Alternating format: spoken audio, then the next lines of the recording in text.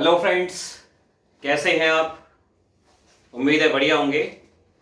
तो आज हम स्टार्ट करते हैं 12th क्लास अकाउंटेंसी का एक नया चैप्टर जिसका नाम है डेथ ऑफ अ पार्टनर।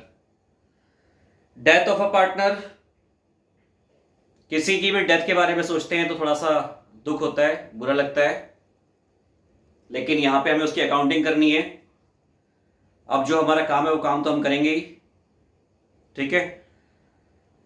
चलिए स्टार्ट करते हैं topic death of a partner.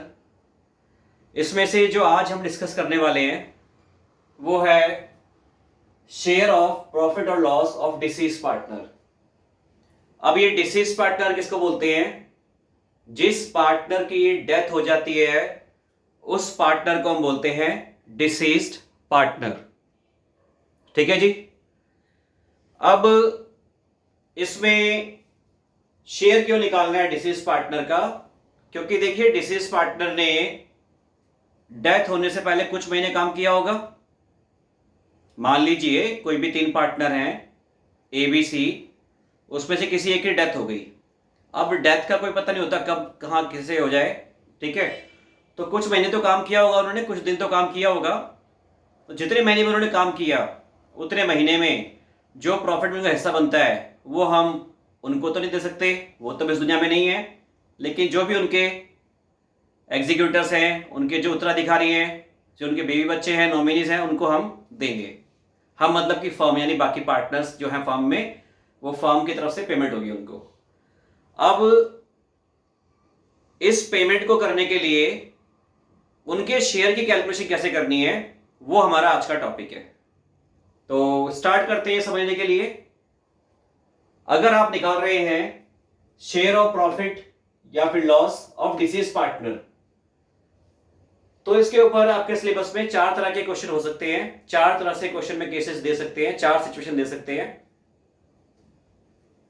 एक हो सकता है on the basis of last year profit, कि भाई लास्ट ईयर जितना प्रॉफिट हुआ था ना उसके बेस पे निकाल दो, ठीक है। अभी अगर इस बार का प्रॉफिट निकालना चाहो तो क्योंकि प्रॉफिट की कैलकुलेशन हम ईयर एंड पे करते हैं, ठीक है। 31 मार्च को हमारा ईयर एंड होगा, तब हम एक्चुअल प्रॉफिट निकालेंगे, ठीक है। और 31 मार्च के बाद भी आपको पता है फाइनल अकाउंट के बनने के बाद भी कुछ एडजस्टमेंट होती है फाइनल अकाउंट में, वो एडजस्टमेंट भी हम करेंगे। तो अकाउंट्स फाइनलाइज होने में, एक्चुअल प्रॉफिट निकालने में अभी टाइम लगेगा। तो एक काम करते हैं, ठीक है, कोई एक बेस लेके हम एक प्रॉफिट का अमाउंट निकाल लेते हैं, उसमें से डिसीज पार्टनर को उसका शेयर दे देंगे, ठीक है। तो देखिए उनके जो मेथड है अलग अलग हैं। वो बेसिस लास्ट ईयर प्रॉफिट भी हो सकता है, वो बेसिस एवरेज प्रॉफिट भी हो सकता है, और वो सेल्स या टर्नओवर भी हो सकता है, ठीक है। या फिर कभी कभी हो सकता है आपको एक्चुअल प्रॉफिट दे रखा हो, वो भी हो सकता है। तो चलिए स्टार्ट करते हैं।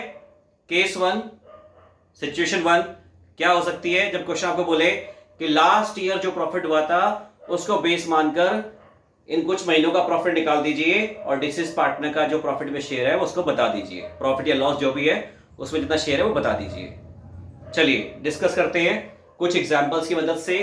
पहला एग्जांपल ये देखिए, यहां पे लिखा हुआ है already, S S R 3 partner हैं, ठीक है। सुशांत, शौविक और रिया 3 पार्टनर हैं। इनकी रेशियो है 2:1। तो सुशांत, शौविक और रिया 3 पार्टनर्स हैं, इनकी रेशियो है 2:1। उसके बाद सुशांत डाइड ऑन 30 जून 2020। इन तीनों में से एक पार्टनर जिसका नाम सुशांत है उसकी डेथ हो जाती है 30 जून 2020। अब वो कहते हैं कि अगर ऐसा कुछ हुआ, ठीक है, तो हम लास्ट ईयर के प्रॉफिट के बेस पे हम उसको शेयर देंगे। लास्ट ईयर जितना प्रॉफिट हुआ होगा उसके बेस पे हम उतने महीने का शेयर निकाल के उसके जो एग्जीक्यूटर्स हैं, उत्तराधिकारी हैं, उनको प्रॉफिट का शेयर दे देंगे, ठीक है भाई। तो देखिए जरा लास्ट ईयर का प्रॉफिट कितना है। तो लास्ट ईयर के प्रॉफिट के बारे में जब बाकी पार्टनर से पूछा, सुशांत की डेथ के बाद जब शौविक से और रिया से पूछा भाई लास्ट ईयर कितना प्रॉफिट हुआ था बताओ जरा, उसमें से हम शेयर देंगे सुशांत के उत्तराधिकारी को, सुशांत के जो एग्जीक्यूटर्स हैं उसके जो फैमिली मेंबर्स हैं उनको देंगे, जो भी नॉमिनीज हैं उनको शेयर देंगे। तो जब हमने उनसे पूछा शौविक से और रिया से, तो उन्होंने क्या बताया कि लास्ट ईयर ना प्रॉफिट हुआ ही नहीं, लास्ट ईयर तो लॉस हुआ था 2 लाख रुपए का। तो उल्टा हम सुशांत के पैसे काटेंगे, सुशांत को कुछ मिलेगा नहीं। अब देखिए, अब एक्चुअल में प्रॉफिट हुआ या लॉस हुआ, ठीक है, अब सुशांत तो चेक करने आएगा नहीं। अब उसके जाने के बाद उसके पीछे कुछ भी बोल लो, क्या फर्क पड़ता है? क्या वो प्रूव करने वापस आएगा कि ये लोग झूठ बोल रहे हैं? नहीं, ठीक है। कोई इंसान चला गया, उसके जाने के बाद आप कुछ भी बोलो, ठीक है, उसको झूठ प्रूव करने के लिए वो बंदा दोबारा वापस जमीन पे, इस धरती पे, इस पृथ्वी पे नहीं आने वाला। खैर, हम क्वेश्चन करते हैं। तो जब इन्होंने बोला है कि लास्ट ईयर के बेस पे निकालना है और लास्ट ईयर का लॉस कितना है 2 लाख रुपए, तो अब देखिए हम डिसीज पार्टनर शेयर कैसे निकालेंगे। तो हम निकालते हैं इसमें disease partner share. Disease partner जिसकी डेथ होगी उसको बोलते हैं तो डिसीज पार्टनर्स शेयर। अब डिसीज पार्टनर शेयर कैसे निकालेंगे? तो देखिए, लास्ट ईयर के प्रॉफिट को बेस लेना है, तो लास्ट ईयर प्रॉफिट उसको हम ले लेंगे। अब लास्ट ईयर प्रॉफिट तो पूरे ईयर का है ना, यहां लिखा हुआ है लास्ट ईयर, पूरे ईयर का प्रॉफिट है, और लेकिन यहां पे दिया हुआ है लॉस, ठीक है। अभी हम लॉस को लिखेंगे, लेकिन लास्ट ईयर प्रॉफिट या फिर लॉस जो भी है उसको हम लिखेंगे इनटू में हम लिखेंगे कितने महीने उसने काम किया। जिस पार्टनर की डेथ हो गई उसने लास्ट बैलेंस शीट डेट से, लास्ट बैलेंस शीट डेट क्या होती है 31 मार्च, 31 मार्च के बाद कितने महीने काम किया उसने डेथ होने से पहले? तो डेथ हुई है जून के एंड में, तो अप्रैल, मई और जून 3 महीने काम किया है ना। तो आप यहां पे लिखेंगे months till date of death, date of death, ठीक है, या डेज भी लिख सकते हैं, कभी बीच में डेथ हो जाए किसी की, ठीक है, जरूरी नहीं है ना मंथ्स के एंड में ही होगी, 3 अप्रैल को हो जाए, 17 अप्रैल को हो जाए, 21 अप्रैल को हो जाए, ठीक है, 13 जून को हो जाए, कभी भी हो सकती है। तो आपको क्या करना है, जो भी मंथ्स है या डेज है वो लिख देंगे, ठीक है, डिवाइड बाय, क्योंकि यहाँ पे मंथ्स लिखा है तो डिवाइड बाय 12। तो इससे क्या है, आपका 3 महीने का प्रॉफिट निकल जाएगा। 3 महीने का प्रॉफिट कितना होना चाहिए, उसके बाद फिर इसको भी मल्टीप्लाई करेंगे। इसको किससे मल्टीप्लाई करेंगे? जो डिसीज पार्टनर है उसका जो शेयर था प्रॉफिट में, जो शेयर था उससे मल्टीप्लाई कर देंगे। तो ये क्या लिख दिया मैंने, प्रॉफिट शेयर। तो यहां पे जगह कम लिखी है, मैं जगह छोड़ी है मैंने, लेकिन फिर भी आप समझ लीजिएगा, लास्ट ईयर प्रॉफिट और loss into months till date of death upon 12 into profit share. अब लास्ट ईयर प्रॉफिट या लॉस, यहां पे लॉस दिया हुआ है, कितना लॉस है 2 लाख रुपए, इनटू कितने महीने काम किया उसने, 3 महीने तक उसने काम किया डेथ होने से पहले, इनटू उसका शेयर कितना था प्रॉफिट में, तो सुशांत का शेयर था प्रॉफिट में 2/5, ठीक है। ये तो आपको पता ही है ना पार्टनरशिप में कि 2:2:1, यानी टोटल लेते हैं 5, तो 2/5 इसका शेयर था। तो अब देखिए कितना निकल रहा है, रुपीस कितना निकल रहा है देख लीजिए, कैंसिल कर दीजिए इसे, 3 1 जा 3 4 जा, 2 1 जा 2 2 जा, और 2 1 जा, और ये 2 1 जा, तो 1 लाख, और अभी अपॉन में 5 है, तो कितना आ गया ₹20,000। तो और क्योंकि ये शेयर लॉस में है, ठीक है, प्रॉफिट में नहीं है, शेयर किस में है, लॉस में है, तो ये शेयर इन लॉस है, यानी जब उसका हिसाब कर रहे होंगे ना और जो चीजें बन रही होगी उसमें से इतने पैसे काट लेंगे उसके, बेचारे को कुछ एक्स्ट्रा तो देंगे नहीं उसके परिवार को, उल्टा जो बन रहा होगा उसमें से 20,000 रुपए काट लेंगे। ऐसा ही होता है भाई, दुनिया ऐसे ही है, ठीक है।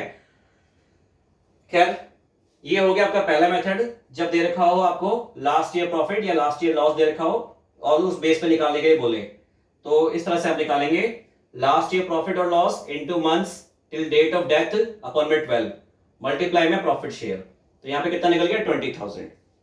जर्नल एंट्री क्या होगी इस प्रॉफिट की वो हम बाद में करते हैं, अभी आ जाते हैं अगले बेस पे। और क्या बेस ले सकते हैं, एवरेज प्रॉफिट को बेस ले सकते हैं। तो अगला ये आप जरा एग्जांपल देखिए, इसमें 3 पार्टनर हैं RMH, ठीक है, RMH, अभी बता दूंगा ये बुक का कौन सा क्वेश्चन है। RMH 3 पार्टनर हैं, ठीक है, और उनकी जो रेशियो है वो गिवन नहीं है क्वेश्चन में, ओल्ड रेशियो गिवन नहीं है। और जब ओल्ड रेशियो गिवन नहीं होती तो आप क्या लेते हैं, आपने पढ़ा है कि अगर डीड साइलेंट है प्रॉफिट शेयर के बारे में तो प्रॉफिट शेयर क्या मानते हैं आप, इक्वल मानते हैं। तो 3 पार्टनर है तो यहां पे क्या मानेंगे, रेशियो गिवन नहीं है तो इक्वल मानेंगे, 1:1:1 ये मानेंगे, यानी 1/3 1/3 1/3। चलिए आगे बढ़ते हैं। H died on 30 June 2020। H, इनकी डेथ हो गई, वही डेट सेम है 30 जून। शेयर कैसे देना है, ये क्वेश्चन में लिखा है एवरेज प्रॉफिट बेसिस पे शेयर देना है, शेयर देना है एवरेज प्रॉफिट बेसिस पे। तो ठीक है, एवरेज प्रॉफिट के हिसाब से देंगे। और प्रॉफिट जो है पिछले 3 साल का दिया हुआ है, 110 120 और 130। तो चलिए सॉल्व करना स्टार्ट करते हैं। सबसे पहले हम निकाल लेते हैं एवरेज प्रॉफिट। तो एवरेज प्रॉफिट निकालने के लिए क्या करेंगे, एवरेज निकालो तो क्या करते हैं आप, जितने भी प्रॉफिट उनको प्लस कर दो, 1,10,000 प्लस 1,20,000 प्लस 1,30,000। तो टोटल कितना हो गया ये बताइए, जो भी टोटल आएगा उसको 3 से डिवाइड कर देना। ठीक है, टोटल हो गया आपका ये 3,60,000, 3,60,000 डिवाइड बाय 3। तो ये आपका एवरेज प्रॉफिट निकल के आ गया। एवरेज प्रॉफिट क्या निकल के आएगा, 3 1 जा 3 2 जा, यानी 1 2 0 0 0 0, 1,20,000 रुपए एवरेज प्रॉफिट निकल के आ गया है। अब आगे फॉर्मूला सेम है, सेम का मतलब जैसे हमने फॉर्मूला लगाया भी लास्ट ईयर प्रॉफिट में, वही फॉर्मूला यहां लगाना है, बस यहां हम लास्ट ईयर प्रॉफिट की जगह एवरेज प्रॉफिट लिख देंगे। तो देखिए अब फिर से हम निकाल रहे हैं डिसीज पार्टनर शेयर। ठीक है, डिसीज्ड पार्टनर शेयर, तो मैं इसको डीपीएस लिख देता हूं शॉर्ट में, डिसीज्ड पार्टनर शेयर। ठीक है, क्या शेयर आएगा उसका, जैसे लिखा था लास्ट ईयर प्रॉफिट, तो मैं यहां लिखूंगा एवरेज प्रॉफिट। तो एवरेज प्रॉफिट ये लिख दिया मैंने, एवरेज प्रॉफिट इनटू में लिखा था months till date of death, ये सेम रहेगा, मंथ्स या टाइम। ठीक है, तो मंथ्स टिल, ये डेट ऑफ डेथ को मैं डीओडी लिख रहा हूं। ठीक है, months till date of death into में, अच्छा मंथ्स के नीचे 12 जरूर कर देना, और इनटू में आप लेंगे प्रॉफिट शेयर, तो इनटू में प्रॉफिट शेयर। अब ये वैल्यू पुट कर देते हैं। देखिए जी एवरेज प्रॉफिट कितना आया, 1,20,000। कितने महीने सेम है, 3/12 इनटू में शेयर कितना भाई उसका, सबका इक्वल है ना, तो इसका भी वही हो जाएगा 1/3। अब इसको सॉल्व कर दीजिए, अब बताइए कितना आ रहा है। तो ये हो गया आपका 3 से 3 कैंसिल हो गया। ठीक है, 12 से ये 12 कैंसिल हो गया, 1 आ गया, तो कितना हो गया 10,000। तो इस केस में जब हमने एवरेज प्रॉफिट के हिसाब से निकाला तो कितना निकल के आया, 10,000, 10,000 रुपए उसका शेयर निकल के आया, जिसकी डेथ हो गई है। किसकी डेथ हो गई है, मिस्टर एच की। तो मिस्टर एच का शेयर निकल कितना आया है, 10,000। चलिए अब आते हैं अगले बेसिस पे, लेते हैं अगला एग्जांपल। अगले एग्जांपल में आपको सेल्स और टर्नओवर के बेस पे निकालना है। अब ये कैसे निकालेंगे, समझते हैं एग्जांपल की हेल्प से। रेशियो दी हुई है एबीसी की 2:1, और सी की डेथ हो गई है 30 जून को, यानी सी नहीं रहे, 30 जून को इनकी डेथ हो गई है। और प्रॉफिट जो है 2019-20 का 1 लाख रुपए दे रखा है, और सेल्स भी दे रखी है 2019-20 की 10 लाख रुपए। ठीक है, और उसके अलावा सेल्स हमें और भी दे रखी है अप्रैल मई जून 2020 की 1.5 लाख। अब ये कौन सी सेल है भाई, ये वो सेल है जो लास्ट बैलेंस शीट के बाद जितनी सेल हुई, कब तक, जब तक वो पर्सन जिंदा था, अप्रैल मई जून 3 महीने में, 3 महीने में कितनी सेल हुई, 1.5 लाख। अब ये हमें कह रहे हैं कि उसके प्रॉफिट का शेयर निकालना है, डिसीज पार्टनर के प्रॉफिट का शेयर निकालना है। ठीक है, टर्नओवर बेस पे, सेल्स बेस पे। देखिए समझते हैं, तो डीपीएस कैसे निकालेंगे, डिसीज पार्टनर शेयर।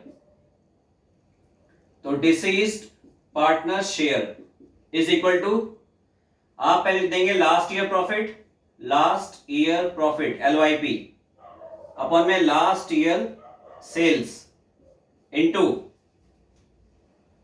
सेल्स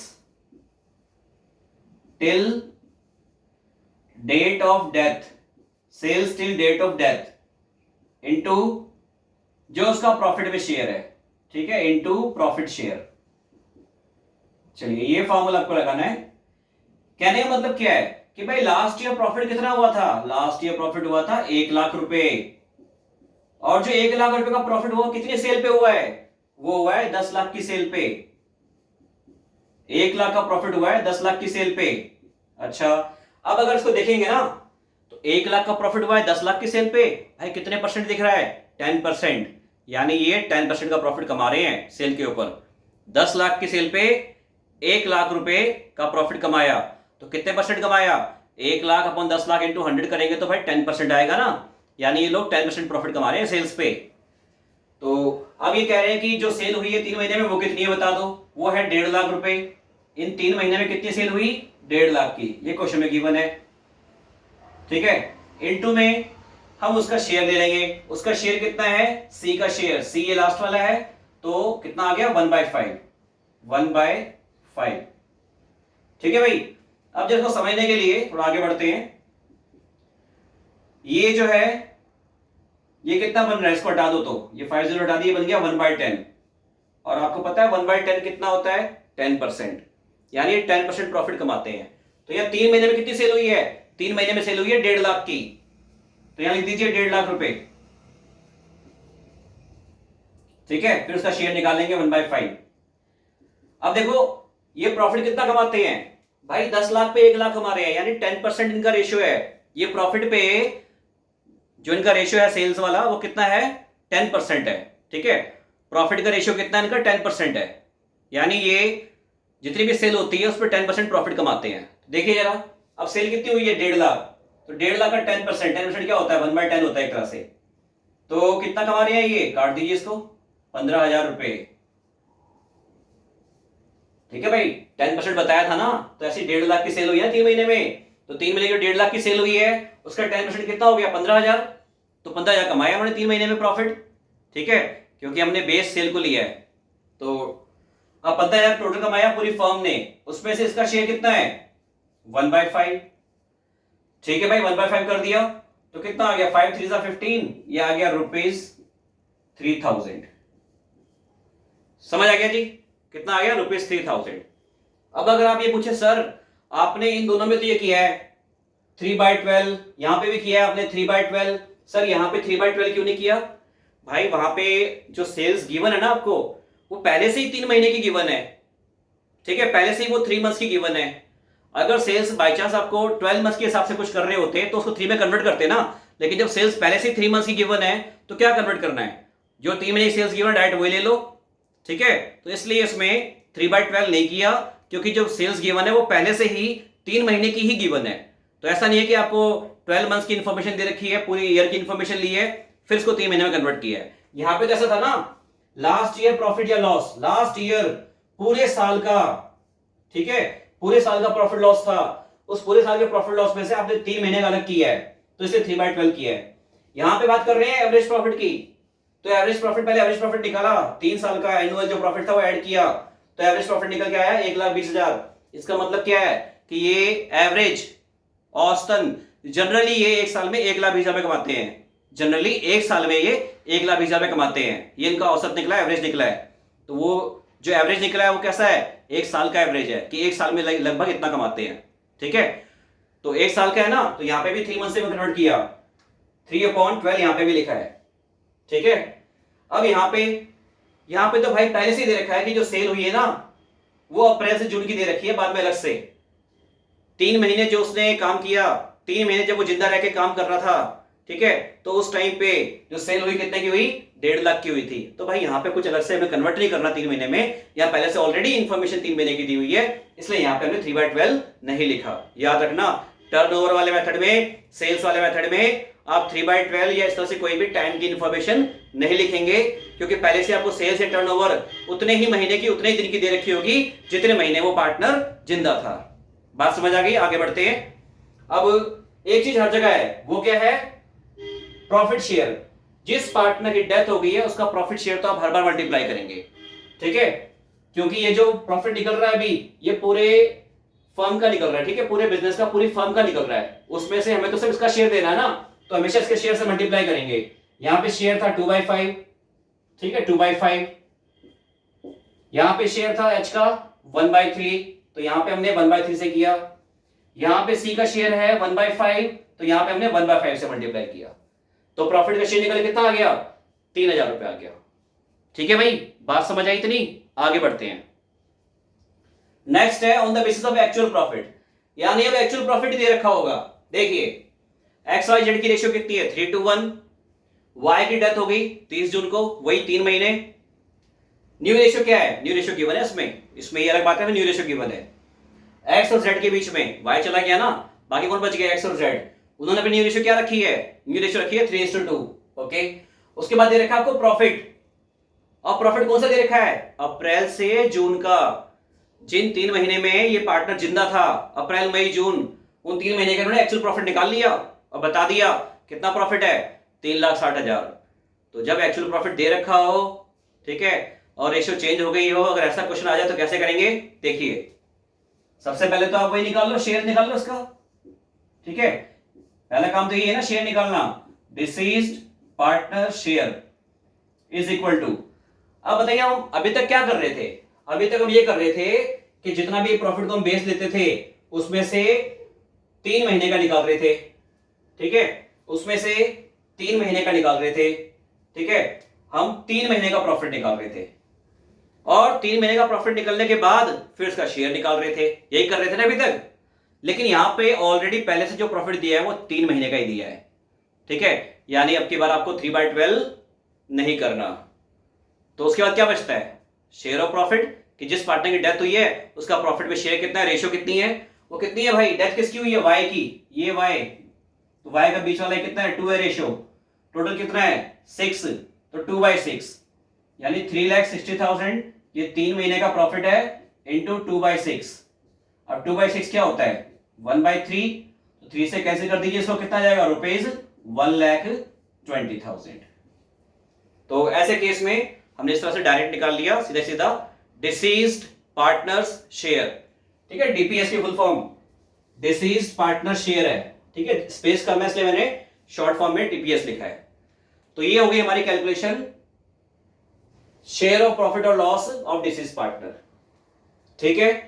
तो ध्यान से समझ लीजिएगा, दोबारा आप रिवाइंड करके, बैकवर्ड फॉरवर्ड करके, ठीक है, स्पीड कम ज्यादा करके अपने हिसाब से जैसा आपको ठीक लगे समझ लीजिए। और उसके बाद भी अगर कोई कंफ्यूजन हो तो आप कमेंट करके जो भी आपका डाउट है वो आप मुझसे पूछ सकते हैं। अच्छा, अब रह गई बात जनरल एंट्री की। जनरल एंट्री क्या होती है इसकी? तो जनरल एंट्री में आपको बता दूं, क्योंकि जो हम प्रॉफिट कैलकुलेट कर रहे हैं यहाँ पे वो एक्चुअल प्रॉफिट तो है ही नहीं यहाँ पे, इन 3 केस में, इन तीनों केसेस में एक्चुअल प्रॉफिट तो है ही नहीं, ठीक है। और चौथे में भी जो प्रॉफिट है वो 3 महीने का ही है। पूरे साल अगर काम चलता तो पूरे साल में कितना प्रॉफिट होता है एनुअल प्रॉफिट, वो भी कंफर्म नहीं है। तो यानी अब जो भी प्रॉफिट निकल रहा है वो भी इतना ही प्रॉफिट बनेगा हमारा, या कुछ और भी हो सकता है, इसमें अभी सस्पेंस है। यहां लास्ट एक से कैलकुलेशन कर दी, लेकिन क्या वाकई में कंफर्म है कि इतना ही प्रॉफिट आता? अगर पूरे साल बिजनेस चलता तो जो एक्चुअल प्रॉफिट निकालते, जरूरी नहीं है कुछ और आता। यहां पे हमने एवरेज प्रॉफिट को बेस लेके निकाल लिया, लेकिन क्या ये जरूरी है कि एवरेज प्रॉफिट को बेस लेके जितना निकाला है एक्चुअल में भी बाद में जब कैलकुलेशन करते, जब एक्चुअल फिगर लेते तब भी उतना आता? नहीं, जरूरी नहीं है। सेम ऐसे यहां पे टर्नओवर को बेस लिया, पिछले साल 10% प्रॉफिट था, जरूरी है इस साल भी 10% होगा? बढ़ भी तो सकता है, 11%, 12%, 13%, ठीक है, क्या पता कुछ गड़बड़ हो जाए, कम भी हो सकता है 9%, तो सेम तो नहीं रहेगा ना। लेकिन हमने तो बेस लिया इसको, तो ये एक्चुअल नहीं है, ठीक है, सस्पेंस है अभी इसमें। अगर कोई चेंज हुआ बाद में तो बाद में उसको एडजस्ट भी कर सकते हैं, लेकिन अभी क्योंकि सस्पेंस वाला प्रॉफिट है ये, इसलिए उसको बोलते हैं हम P&L सस्पेंस अकाउंट। इसकी एंट्री जो है हम P&L सस्पेंस अकाउंट से करते हैं। और क्योंकि ये प्रॉफिट का शेयर है ना भाई, प्रॉफिट का शेयर है, तो कैपिटल अकाउंट में किस साइड जाता है प्रॉफिट का शेयर? आपको पता है कि प्रॉफिट जो है वो कैपिटल में ऐड होता है। प्रॉफिट का अमाउंट कैपिटल में ऐड होता है तो कैपिटल बढ़ जाती है, और कैपिटल बढ़ जाती है तो कैपिटल इंक्रीज होने पे क्या होती है? डेबिट या क्रेडिट? क्रेडिट होती है, ठीक है। तो जब भी आप ये प्रॉफिट डिस्ट्रीब्यूट करेंगे, ठीक है, तो आपकी एंट्री क्या होगी? एंट्री होगी आपकी profit and loss suspense account debit,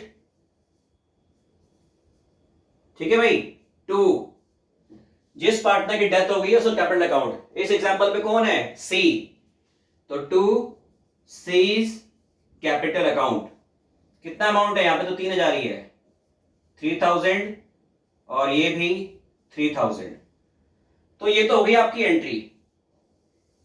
जब भी प्रॉफिट होगा, ठीक है, तो उसके हिस्से का जो प्रॉफिट होगा उससे ये एंट्री हो जाएगी, profit and loss expense debit to deceased partners capital account, जिसकी डेथ हो गई है उसका कैपिटल अकाउंट।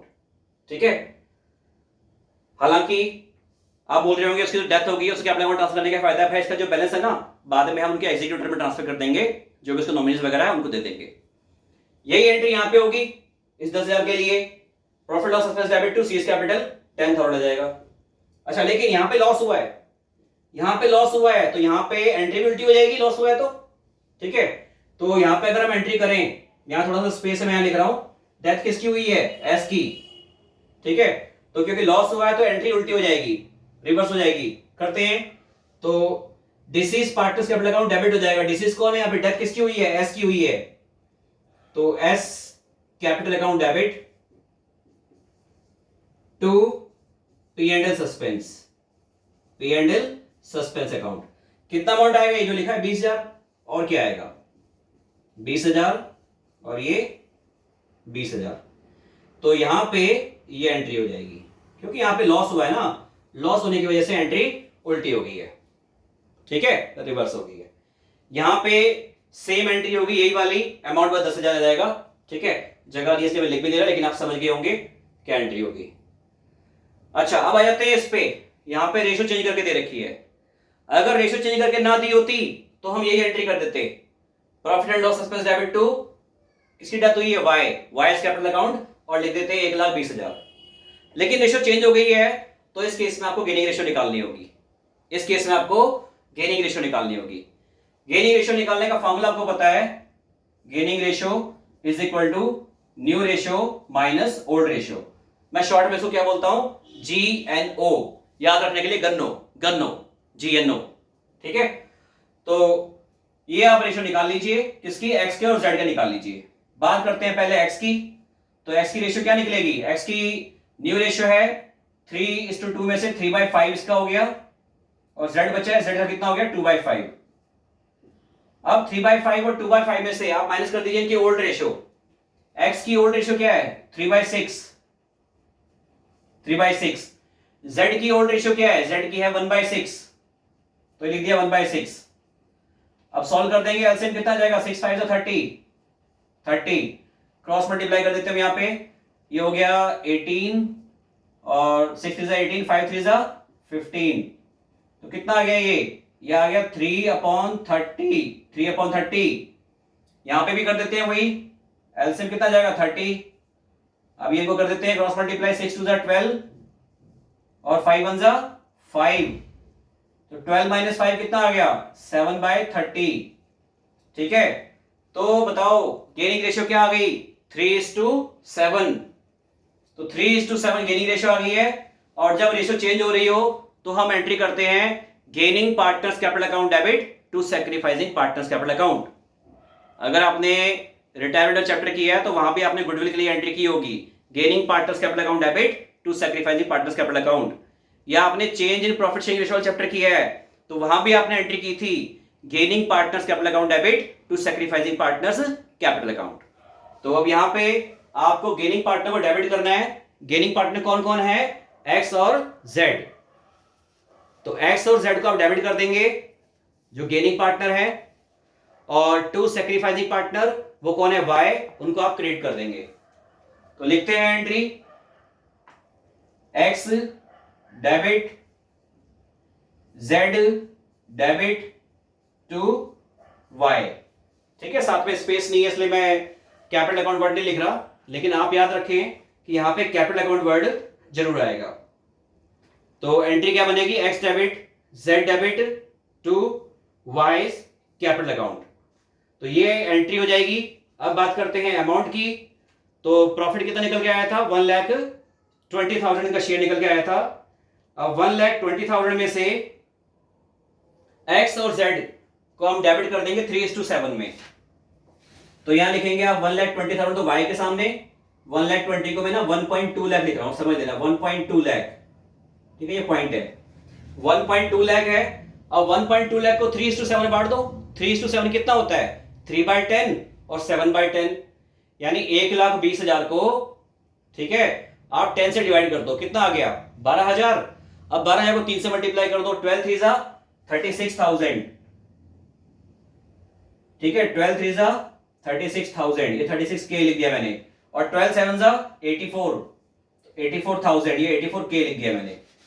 तो ये आपको समझ आ गया होगा क्या एंट्री होगी इसकी, एक्स डेबिट 36,000, जेड डेबिट 84,000 और टू वाई 1,20,000, ठीक है, जो मैंने लिखा हुआ है 1.2 लाख।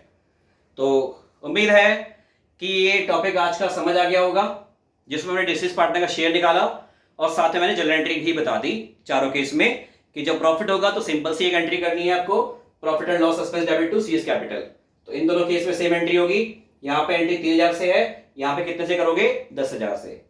अगर बाई चांस लॉस हो रहा हो, ठीक है, तो लॉस में एंट्री उल्टी हो जाएगी, आपको पता है, ठीक है, तो क्या एंट्री हो जाएगी, deceased partners capital account debit, जिसकी डेथ हुई है उसको डेबिट कर दो, और to profit and loss expense account, ठीक है, और अमाउंट लिख देंगे। और अगर क्वेश्चन में एक्चुअल प्रॉफिट गिवन हो और साथ में न्यू रेशियो भी दे रखी हो, भाई न्यू रेशियो भी दे रखी हो ना, तो आपको गेनिंग रेशियो निकालनी है। गेनिंग रेशियो निकालने का फॉर्मूला क्या है, गन्नो, गन्नो क्या होता है GNO, ये लिखा था देखो, gaining ratio is equal to new ratio minus old ratio. अब इस क्वेश्चन में आपने ये किया तो देखिए एक्स और जेड का आपने new ratio minus old ratio किया तो ये आया 3/30 और 7/30। अब जब कैलकुलेशन में यूज करेंगे तो उसे आप 3:7 लिखेंगे ओनली, ठीक है, 30 को याद रखना आपने, 3:7 रखेंगे, तो 3:7 कितना हो गया 3/10 और 7/10। तो ये जो प्रॉफिट था आपका 1,20,000 1,20,000, इसको 3/10 और 7/10 में डिस्ट्रीब्यूट कर दिया तो कितना आया 36,000 और 84,000। तो आपने क्या कर दिया, जो गेनिंग पार्टनर थे एक्स और जेड उनको डेबिट कर दिया, और जो सेक्रीफाइसिंग या फिर जो चला गया बेचारा, ठीक है, सेक्रीफाइस करके इस दुनिया का ही वो त्याग करके चला गया, ठीक है, उसको क्रेडिट कर दिया, ठीक है। याद रखने के लिए ना मैं कई बार पता क्या बोल देता हूं कि इसकी एंट्री आप याद रखो, जिंदा डेबिट टू मुर्दा, जिंदा डेबिट टू मुर्दा।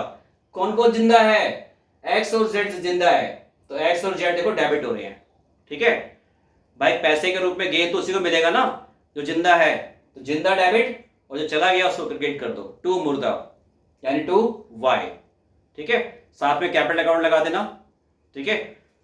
चलिए तो ये हो गई आपकी कैलकुलेशन भी और जर्नल एंट्री भी। तो दोबारा से बोल रहा हूं, कोई भी कंफ्यूजन हो, कोई भी डाउट हो, आप कमेंट में पूछ सकते हैं। अगर आपको मेरा व्हाट्सएप नंबर चाहिए तो वो भी आप नीचे कमेंट में चाहिए। एक स्टूडेंट्स ने अपना कोई डाउट पूछा था तो मैं उसको अपना कमेंट में अपना नंबर दे रखा है, तो उस नंबर पे कांटेक्ट करके आप मुझसे अपने डाउट पूछ सकते हैं। और किसी भी चैप्टर में वो कोई भी डिफिकल्ट क्वेश्चन लगता है, किसी भी चैप्टर में 11th में 12th में बीकॉम एमकॉम अकाउंट्स के किसी भी चैप्टर में कोई भी क्वेश्चन आपको डिफिकल्ट लगता है, किसी भी चैप्टर का कोई भी क्वेश्चन, तो आप मुझे वो क्वेश्चन सेंड कर दीजिए, उसका सॉल्यूशन भी मैं आपको यूट्यूब वीडियो के थ्रू बता दूंगा, ठीक है जी। और अगर समझ आ गया आपको तो लाइक जरूर कर दीजिए, ठीक है, शेयर कर दीजिए अपने फ्रेंड्स को ताकि उनको भी ये समझने में हेल्प मिले, ठीक है। और आप चाहते हैं कि ऐसे ही कुछ अच्छी अच्छी वीडियो आपको आने वाले टाइम में मिलती रहे जो आपके लिए हेल्पफुल हो, तो आप सब्सक्राइब जरूर कर दीजिए और अपने फ्रेंड्स को भी बोल दीजिए सब्सक्राइब करने के लिए, ठीक है जी। तो आज के लिए इतना ही, मिलते हैं अगली वीडियो में, ओके बाय।